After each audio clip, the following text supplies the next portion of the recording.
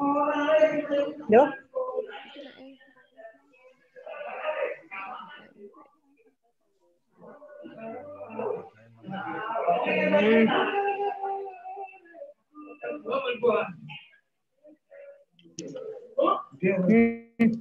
Iki lho, tak petek kanggo ya. Masa njaluk tak ladeni. Tak ketak. Mama pisan lho, Pe. Gaya. Tak stop. Gaya kok gak gelem padahal entek-entek.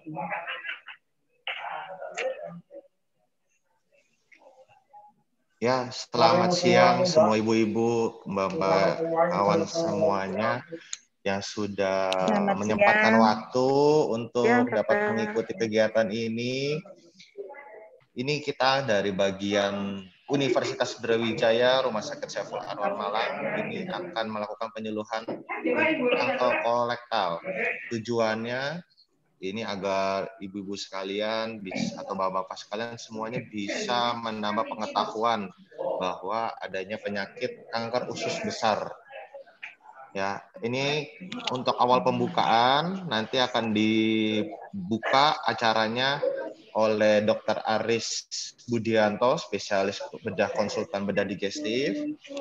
Lalu untuk selama acara mungkin mikrofonnya akan saya mute semuanya. Nanti akan diadakan seksi tanya jawab dan diskusi di akhir dari acara dan penyuluhan, dan akan diadakannya post test kembali ya dengan hasil yang akan dijelaskan nanti.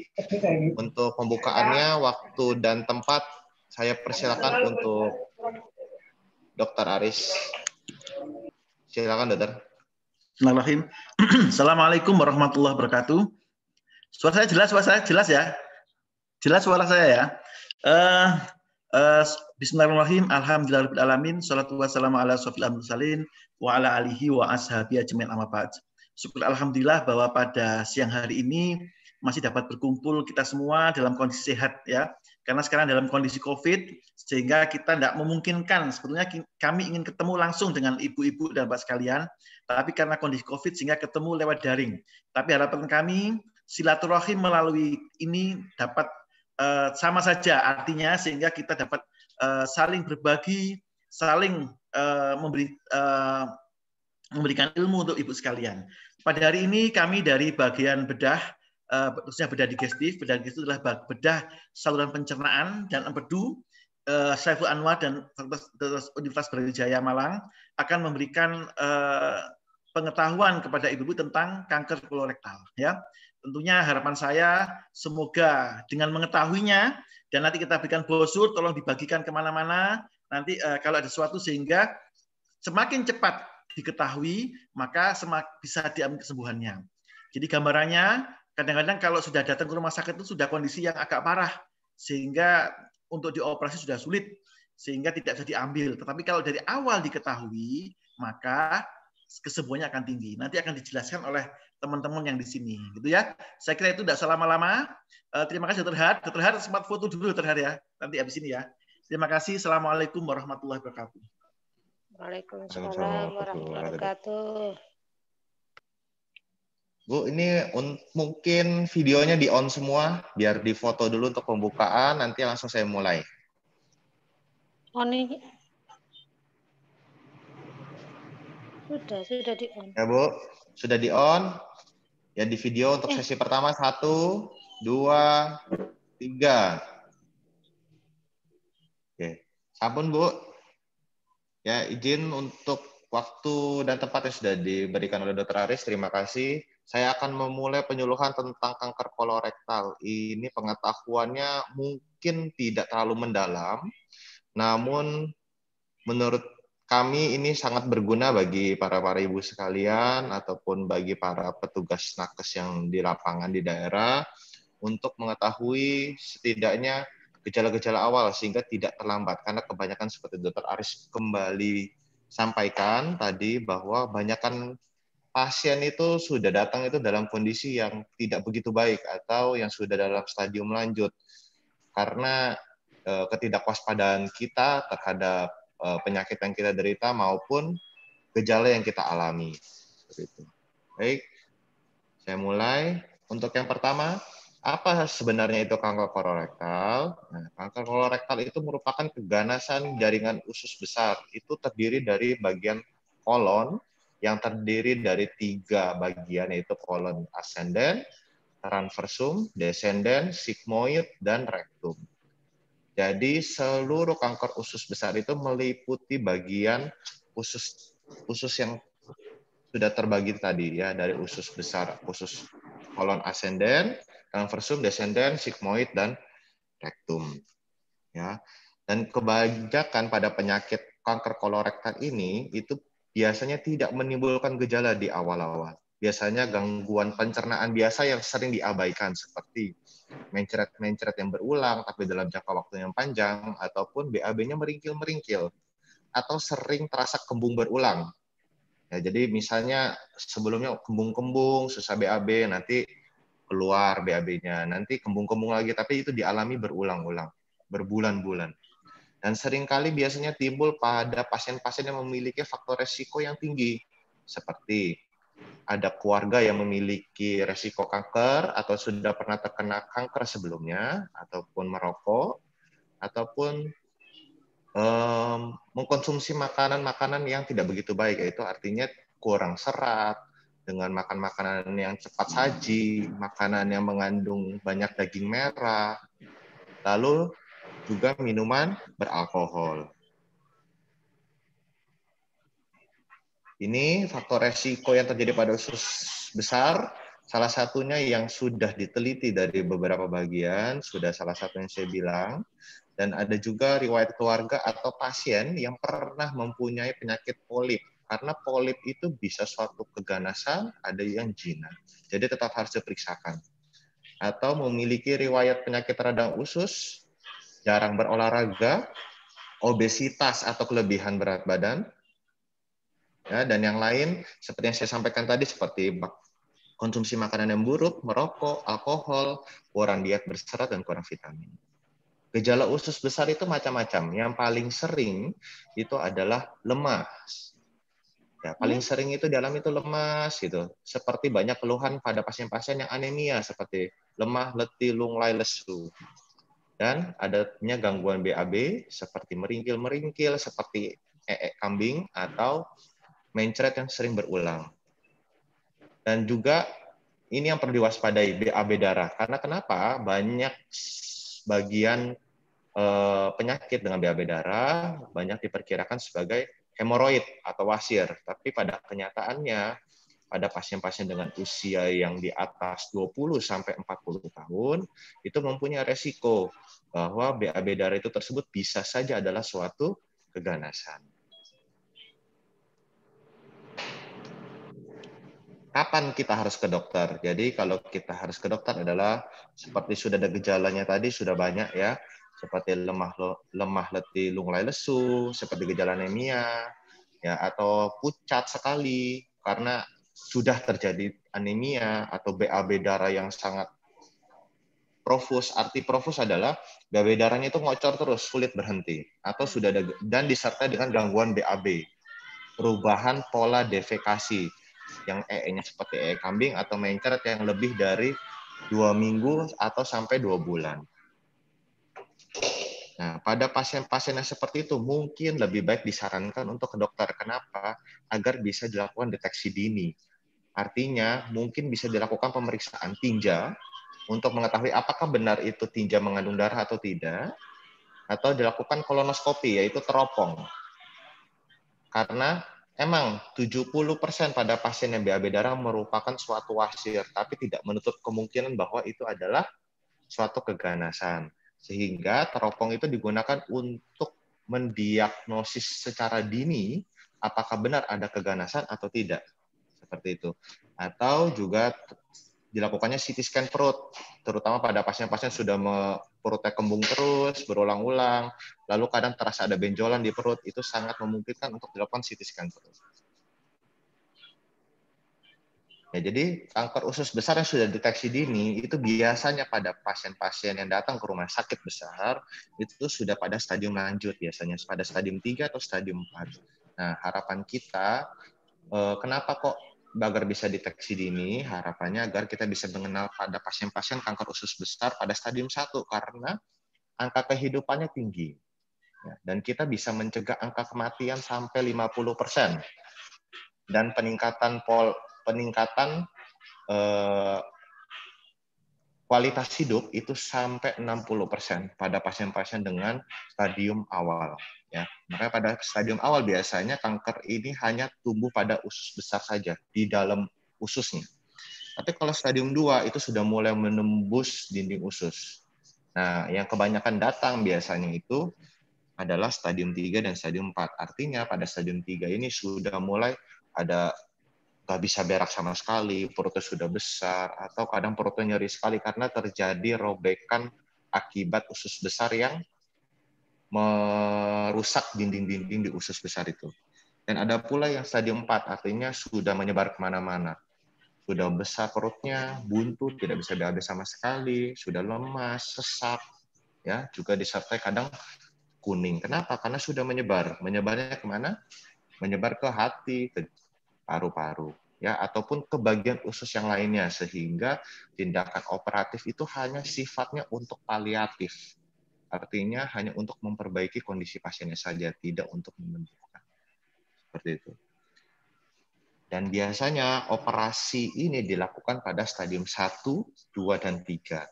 Kalau pada langsung ditindakkan operasi pada pasien-pasien dengan gejala awal, itu pada stadium 1 dan 2. Terkadang pada pasien-pasien yang sudah datang di stadium 3 dan 4, biasanya kan tumornya sudah besar sekali, sehingga kadang baru dilakukan kemoterapi. Untuk mengecilkan tumornya, baru akan dilakukan tindakan operatif. Makanya sangat penting untuk mengenal penyakit ini secara dini dan memeriksakannya ke dokter. Ya, ini tadi sudah saya jelaskan bahwa pada pasien-pasien stadium 3, stadium 4 pasti memerlukan kemoterapi, dan kadang ada pasien yang stadium 2 pun perlu melakukan kemoterapi bila resikonya tinggi. Artinya, dia punya keturunan dengan kanker usus besar pada keluarganya, atau sudah terjadi kebuntuan usus sebelumnya. Ya, seperti itu. Jadi bagaimana cara mencegah ini sehingga kita bisa menjelaskan kepada rekan-rekan atau tetangga-tetangga atau pada masyarakat di sekitar, ya, bahwa penting secara satu berolahraga secara rutin, kedua mengkonsumsi makanan dan minuman yang mengandung serat, artinya adalah makanan sehat, tinggi serat, diseimbangkan antara sayur, buah-buahan, dan daging merah. Hindarilah makan makanan cepat saji ataupun minuman beralkohol. Ya, yang terutama menjaga berat badan yang ideal. Artinya karena kita menjaga makan kita yang baik dengan pola makan yang baik dan juga berolahraga secara rutin, akan otomatis tubuh kita akan mencapai berat badan ideal, walaupun terkadang pada usia tua membutuhkan waktu yang sangat lama. Ya, itu saja. Ini brosur dan leaflet itu akan saya bagikan besok, akan saya titipkan kepada Bu Anissa ataupun Mas Rodi, ya. Itu nanti akan dibagikan, dan ibu-ibu juga bisa memakai brosur dan leaflet itu kepada masyarakat-masyarakat untuk menjelaskan sebagai penyuluhan seandainya sedang lagi ada acara. Penyuluhan bisa disampaikan juga secara berbarengan. Berikut ini, setelah ini saya tampilkan video, ya, video mengenai penyuluhan ini secara singkat, mungkin akan lebih dapat dimengerti dibandingkan saya jelaskan, mungkin saja. Oke, saya atur dulu, monggo silakan ditonton videonya.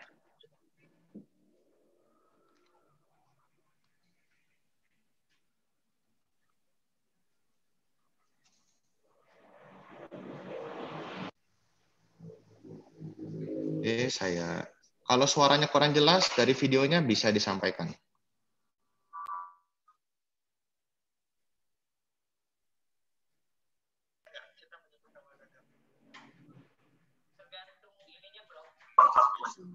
Nggak muncul suaranya, Dr. Har. Nggak muncul. putus-putus ya? Atau ulang lagi aja, ulang lagi ya. Iya, putus-putus.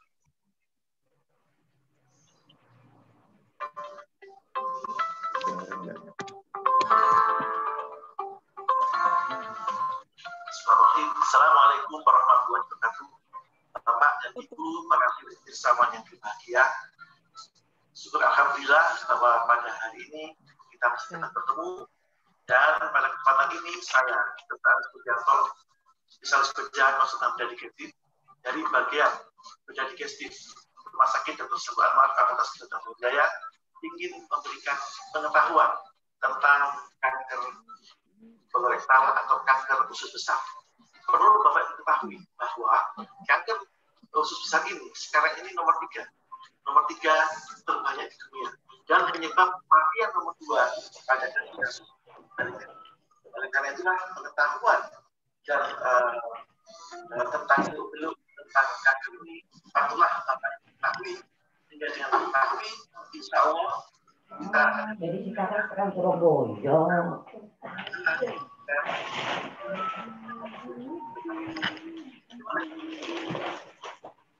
Suaranya. Pak, tolong suaranya Pak, nggak jelas Pak. Putus-putus. Jernih. Terputus, Pak. Terputus, dokter.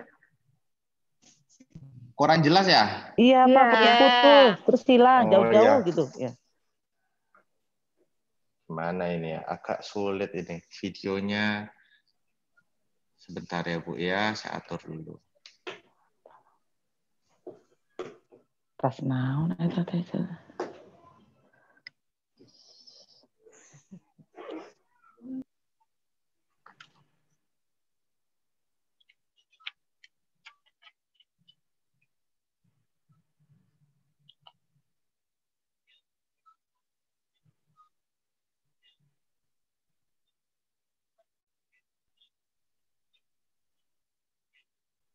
Ngapunten Bu, ini kalau gangguan mungkin saya share linknya aja di WA, ya bisa ditonton. Saya tunggu nanti kalau ada pertanyaan, nanti saya buka seksi tanya jawab.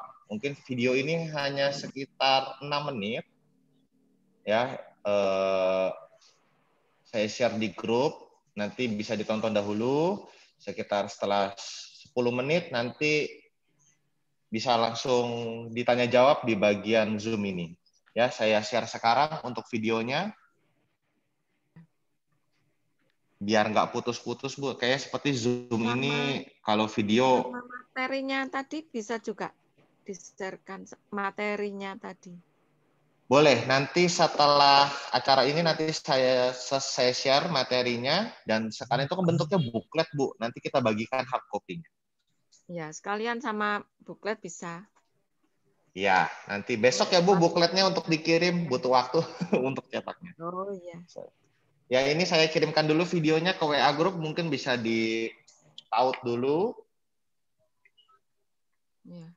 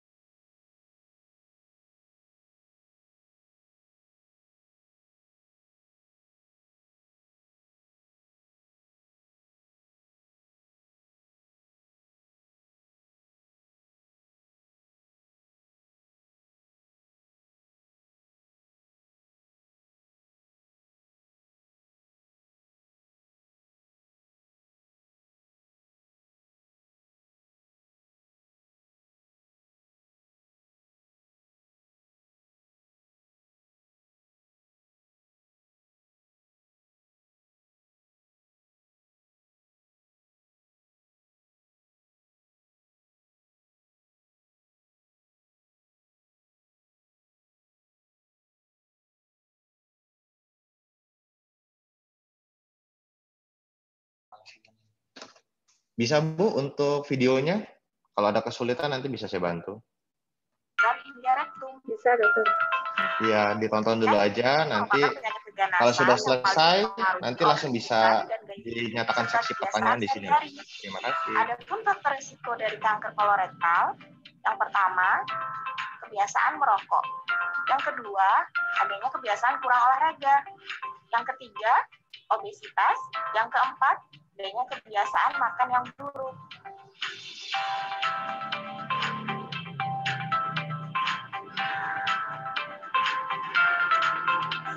Penting loh untuk deteksi kanker kolorektal seperti pada jenis kanker lainnya. Seringkali gejala awal tidak kita rasakan, bahkan gejala dan tanda dari kanker kolorektal. Yang pertama, penurunan berat badan secara drastis. Yang kedua, perubahan pada pola defekasi, contohnya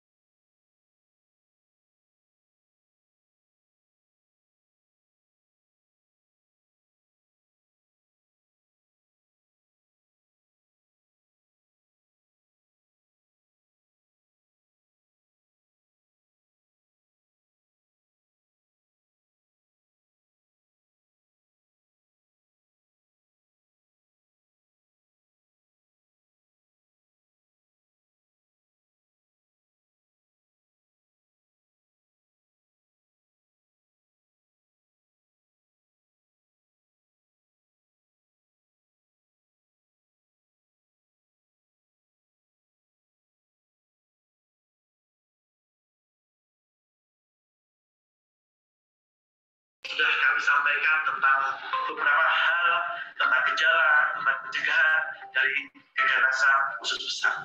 Kami berharap dengan mengetahui gejala, mengetahui faktor penyebab dan sebagainya, sehingga harapan kami semoga bagi bapak dan ibu yang mengetahui ada yang bergejala seperti ini, baik itu tetangga, saudara, maka segera berobat. Karena yang apa? Semakin awal berobat, semakin awal ditahan, maka proses atau hasil dari pengobatan akan menjadi lebih baik. Sekali lagi, terima kasih atas perhatiannya dan sampai jumpa pada pertemuan-pertemuan. Assalamualaikum warahmatullahi wabarakatuh.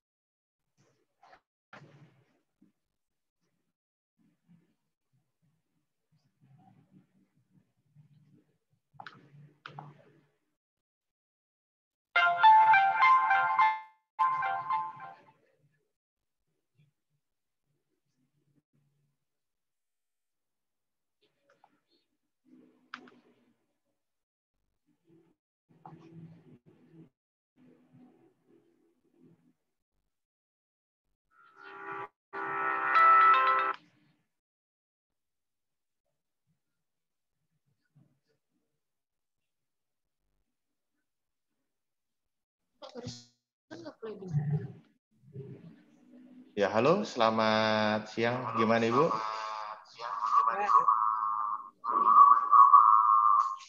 Apakah semuanya sudah menonton? Sudah. Sudah. Nah, mungkin saya buka seksi diskusi untuk dari video dan juga dari PPT tadi yang sudah saya sampaikan. Ini apakah Ibu ada pertanyaan? Bisa langsung disampaikan Bu, kita diskusi. Iya Pak, Tidak saya apa-apa. ada Pak. Ada yang bingung atau ada yang ya? Iya Pak, saya Bu Susana. Ya, boleh Bu, monggo. Silakan apa yang mau ditanyakan? Assalamualaikum warahmatullahi wabarakatuh. Assalamualaikum. Halo. Halo ya. Iya. Gini Pak, ini terjadi pada saya sendiri ya, pengalaman saya sendiri. Apakah saya bisa dibilang kanker usus besar atau tidak, saya kurang tahu karena saya belum pernah periksa. Saya memang mengalami gejala seperti tadi ya. BAB saya memang udah dari dulu. BAB saya itu sulit. Saya kalau BAB itu sampai dengan sekarang ya itu bisa 2 minggu sekali Pak. Itu ya, bisa 2 minggu sekali. Tapi kalau BAB itu ya maksudnya waktu saya BAB ya biasa aja gitu, enggak ada terus gimana, memang harus tuntas. Saya biasanya kalau di kamar mandi memang lama. Kalau sudah BAB biasanya saya lama memang. Gitu loh. Bisa sampai setengah jam, bisa lebih sampai kaki, kadang-kadang suka capek pegel ya karena terlalu banyak jongkok di kamar mandi gitu. Apakah itu juga saya termasuk kanker usus besar? Dulu saya pernah periksa ke dokter, tapi bukan dokter spesialis ya. Itu saya menanyakan gitu kan. Saya ini BAB saya kok tidak normal. Maksudnya normal tuh itu tadi. Pertama awalnya saya hanya 2 hari sekali, 4 hari, sekarang ini 2 minggu sekali. Bisa juga lebih. Gitu loh dok. Iya. Pernah ditanyakan, terus saya diperiksa kulit saya gitu kan. Coba lihat kulitnya gitu kan. Terus dilihat lidah saya, dilihat mata saya. Loh, enggak apa-apa gitu loh Bu, gitu. Terus saya tanya, dok, memangnya kalau ada apa-apa itu bisa di kulit? Iya Bu, biasanya ada bintik-bintik di kulit. Gitu, kata-kata dokter dulu begitu, mengatakannya bintik merah. Terus kalau di lidah juga gitu dan mata kuning. Saya pernah bertanya dulu gitu. Makanya sampai sekarang saya itu tenang, jadi berak berapa hari pun BAB ya, mohon maaf ya, itu enggak pernah menjadi, biarpun saya kata udah 10 hari gak BAB, saya tenang gitu loh. Karena menurut saya kayak sudah biasa gitu loh. Ya, jadi memang ini terjadi pada diri saya sendiri. Tetapi saya tidak tahu apakah itu termasuk kanker usus besar atau bukan. Ini memang terjadi pada saya gitu. Kalau ditanyakan tadi saya dengar dari informasi gejala-gejalanya adalah mungkin bisa juga faktor risikonya ya, faktor genetik, orang tua kanker. Alhamdulillah orang tua kami tidak ada yang kanker gitu kan. Terus yang kalau perokok bapak ya perokok berat gitu kan. Terus ada penyakit obesitas dari keluarga kami juga tidak ada. Hanya kami punya riwayat, saya sendiri pribadi dulu waktu kecil saya itu pernah berak darah dulu gitu loh, pernah berak darah sampai akhirnya dibawa ke dokter, nggak bisa, sampai dimasukin obat ya dok, mulai obat besar, mulai anus tuh ya itu seperti itu, akhirnya nggak sembuh-sembuh, dirawat rumah sakit nggak sembuh, sembuhnya kami oleh alternatif. Sampai sekarang kami memang nggak pernah lagi berak darah dulu gitu loh. Jadi yang ingin saya tanyakan dok dari pengalaman saya, apakah saya ini termasuk penyakit saya ini termasuk penyakit kanker usus besar ataukah bagaimana? Dan andai kata iya, terus saya sendiri harus bagaimana? Gitu. Saya rasa itu aja dok. Terima kasih. Assalamualaikum warahmatullahi wabarakatuh. Ya, terima kasih Bu atas pertanyaannya. Ini bisa izin Dokter Aris saya yang menjawab atau langsung dari Dokter Aris sendiri, dok? Langsung Dokter Hera aja, apa ada? Oh, gitu. Terima kasih Dokter. Izin Bu, ini untuk permasalahan dari Bu Susana, ini kan karena Iya. dia pola defekasinya saja Bu yang bermasalah. Ya, kalau kita bilang itu ke dalam gejala dari kanker usus besar, itu masih belum bisa dapat disingkirkan. Ya, tapi karena gejala-gejala yang sebenarnya tadi disampaikan, artinya kembung berulang, artinya itu bukan dia karena ada gangguan pola defekasi yang sudah lama terjadi. Artinya kan Ibu sudah lama terjadi pola defekasi, Iya. gangguan perubahan pola defekasinya. Iya. Tapi kalau pada kanker usus besar atau ada tumor pada usus besar, itu biasanya bukan dari hal yang sudah lama sekali terjadi, maksudnya dari kecil, bukan. Tapi pada suatu saat dia akan kembung, jadi tidak bisa BAB.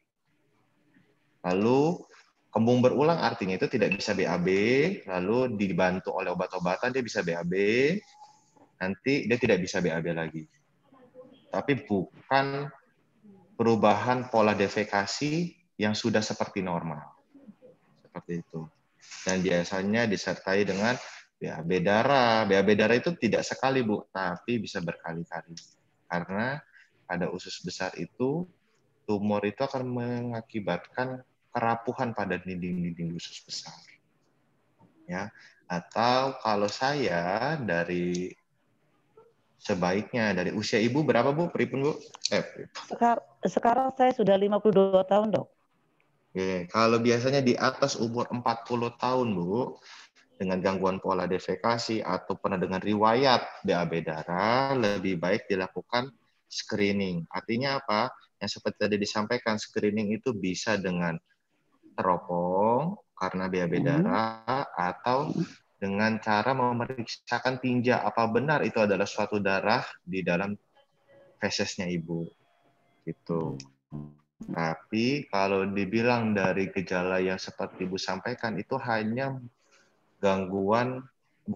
perubahan pola defekasi yang sudah fisiologis yang sudah ada terhadap Ibu. Seperti itu. Tetapi bisakah menjadi itu tadi kanker usus besar, Dok? Karena mungkin itu tadi ya, karena perubahan defekasi kan mau nggak mau bisa akan ke sana. Bisakah menjadi seperti itu? Izin Bu, bisa. Kenapa? Karena yang ada gangguan pola defekasi yang harusnya usus itu keluar dengan baik, Ibu kan 2 minggu atau seminggu sekali. Artinya pada pasien-pasien itu seperti resiko tinggi pada pasien yang konstipasi, itu ada penumpukan feses pada daerah sigmoid, itu bisa menyebabkan keradangan yang berulang di sana. Karena tekanannya dia berusaha untuk mengeluarkan terus, bekerja terus, dan akhirnya meradang dan terjadi berulang-ulang sehingga bisa meningkatkan resiko terjadinya tumor pada usus besar. Jadi lebih baik pada usia di atas 40 tahun dan 50 tahun, itu faktor resikonya bisa meningkat sampai 30-40% dengan faktor resiko yang tadi sudah disebutkan. Tapi juga harus dipahami apakah perubahan pola defekasi Ibu, apakah itu juga tergantung dari pola makan yang Ibu konsumsi sehari-hari. Gitu. Apakah cukup jelas, Bu? Mungkin ada tambahan, Dok? Ya, betul ya. Jadi memang jadi kalau pola beraknya itu sebaiknya memang tiap hari ya. Oleh karena itu harus dilihat kenapa beraknya itu terganggu. Mungkin aja pola makannya itu kurang cairan. Minumnya itu kan minum tuh minimal sehari itu 2 liter loh, Bu ya. Itu untuk kesehatan usus dan ginjal yang sebaiknya seperti itu ya. Jadi memang sebaiknya dilakukan itu ya. Saya banyak minum, Dok. Ya, olahraga, Ibu olahraga ya? Olahraganya gimana? Olahraga saya seminggu 2 kali, Senin sama hari Rebo. Iya. Nutrisinya gimana? Sayur-sayur suka juga? Kadang-kadang. Nah, itu jangan kadang-kadang. Ini dicoba dulu karena berak itu bisa karena olahraga, kemudian karena minum air yang banyak, sayur, ya itu salah satu juga untuk mempengaruhi. Saya kira itu, Bu ya. Jadi memang, tapi harus waspada ya, bahwa kalau misalkan sudah sulit berak, kemudian pernah berak darah, segera periksa ya. Sekali lagi ya, semakin cepat diketahui, sehingga tidak sampai operasinya ringan aja, ya besar tapi tidak terlalu berat. Kemudian tidak sampai dilakukan kemoterapi, sampai tidak perlu, ya. Itu ya. Terima kasih. Bisa sama-sama dok, makasih. Mungkin nanti ini juga bisa disampaikan ke teman-temannya Bu ya yang lain ya. Iya Pak, matur nuwun. Dokter, saya mau tanya, dokter. Monggo Bu. Ya, nama saya Ibu Esti Uryani. Yang ingin saya tanyakan, misalnya ini terjadi dengan suami saya, beliau obesitas, tapi tidak merokok, dan setiap habis makan dalam waktu 10-15 menit ini langsung BAB, dan BAB-nya itu mencret. Apa ini juga salah satu gejala dari kanker usus? Mencretnya sudah lama mencretnya? Ya, setiap habis makan gitu loh dokter. Ya, jadi gini Bu, jadi tidak setiap mencret, tidak setiap bedegel itu mesti kanker usus, bukan ya? Ada yang namanya radang usus juga ada. Tapi kalau ada seperti itu harus kita pastikan itu bukan suatu kanker, ya. Jadi itu harus dipastikan. Jadi dibuktikan bahwa itu bukan. Ada juga orang berak darah. Berak darah itu ada juga. Itu bukan mesti penyakit bukan mesti kanker, enggak. Seperti orang ambeien itu juga berak darah, ya. Atau orang dengan ada semacam kayak polip tumor jinak itu juga berak darah. Jadi kalau apalagi kalau di atas usia 40-50 tahun ada gangguan itu sebaiknya dengan pemeriksaan. Ya, itu. Ya. Terima kasih, dokter. Tapi sekali lagi jangan takut ya. Tidak mesti seperti berak darah. Berak darah itu yang kanker itu tidak sampai 50%, tidak sampai. Yang paling buahnya itu karena ambeien, itu aja. Ya, jadi jangan takut. Ya, itu ya, makasih. Ya, mungkin ada yang lain yang mau ditanyakan dari ibu-ibu sekalian atau bapak-bapak sekalian atau Mas Rodi mungkin yang baru join.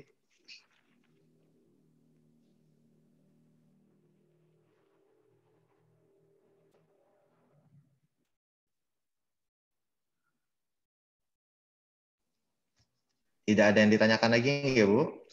Saya mau tanya. Boleh, monggo silakan. Tadi kalau tidak Nanyain salah suaminya. membaca, itu pemeriksaan diagnostiknya ada yang pemeriksaan feses. Betul? Ya, benar sekali. Oke. Kalau untuk pemeriksaan feses itu yang dideteksi apanya ya? Dari kandungan apa seperti itu? Jadi di dalam feses itu untuk pemeriksaan ada namanya occult blood test, bahasa kerennya Bu. Artinya itu pemeriksaan jadi tinja itu akan disamar. Jadi dibeberkan lalu dimasukkan pemeriksaan mikroskopik. Itu nanti akan bisa terbukti bahwa apakah dalam tinja itu mengandung darah atau tidak. Kalau di rumah sakit kita sebutnya itu occult blood test. Artinya untuk mengetahui biasanya perdarahan yang minimal yang tidak kasat mata ataupun memastikan bahwa merahnya itu merah darah atau karena makanan-makanan herbal. Karena ada beberapa makanan herbal itu bisa membuat tinja berwarna merah. Itu penting. Kenapa? Karena dengan adanya darah samar yang tampak pada tinja itu bisa memberitahukan kita informasi sangat banyak. Artinya bisa karena dari infeksi radang usus besar, ya, ataupun dari tumor ataupun polip. Gitu. Beda dengan pada pasien-pasien yang wasir ya. Itu terasa sekali keluar benjolannya, ada darahnya, tapi tidak menutup kemungkinan harus segera diperiksakan. Karena occult blood test itu bisa dilakukan di puskesmas. Screeningnya simpel. Seperti itu. Terima kasih. Ada lagi? Mungkin satu lagi boleh, Dok? Boleh, Mbak, boleh. Nah, ini kan mungkin kebiasaan kebiasaan untuk defekasi. Kan ada yang jongkok, ada yang duduk. Itu yang disarankan yang seperti apa, Dok? Sebenarnya yang kalau pada pasien-pasien yang mempunyai riwayat hemoroid itu sangat disarankan untuk WC-nya WC jongkok. Ya, agar tekanan pembuluh darah balik atau tekanan pembuluh darah yang masuk ke dalam vena yang di daerah wasir itu tidak tinggi. dan kita jongkoknya nggak lama-lama. Kan pegel kakinya, jadi cepat BAB-nya. Dan sedangkan pada pasien-pasien yang dengan WC jongkok, secara otomatis tidak perlu mengejan. Ya, karena posisi tersebut sudah membuat posisi di mana itu namanya autokontraksi, sehingga usus itu letaknya itu lebih lurus. Jadi feses lebih mudah keluar.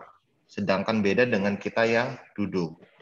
Itu kalau pada pasien-pasien yang memiliki riwayat wasir. Kenapa? Kalau duduk kita makin lama duduknya, ya makin nggak konsen untuk BAB-nya, main handphone, akhirnya BAB-nya sedikit mengejan, sehingga tekanan di bawah itu akan meningkat, sehingga terjadi pada pasien-pasien yang mempunyai hemoroid akan lebih buruk kondisi. Seperti itu. Terima kasih, Dok. Oke, sama-sama, Bu.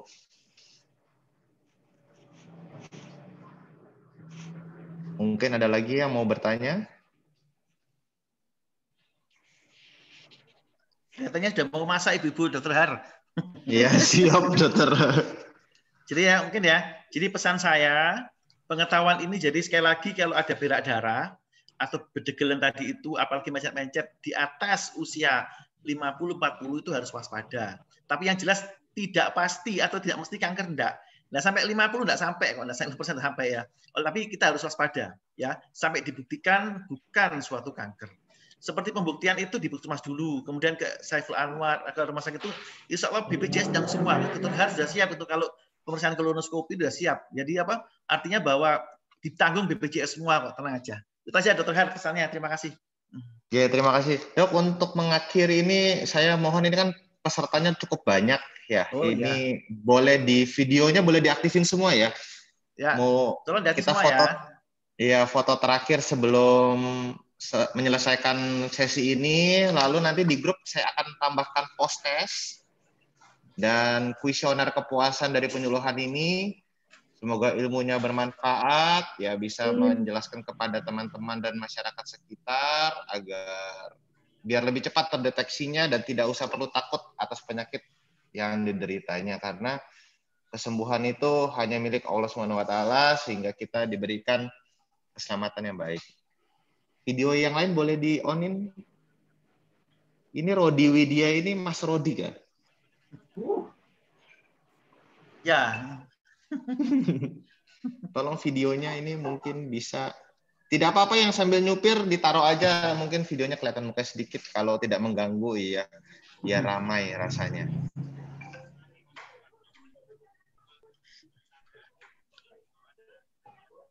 Ya, mungkin ada bisa ditunggu atau semuanya ini sudah ya. Kalau sudah, ini mau saya foto. Ya, saya foto, boleh bergaya apa saja, boleh.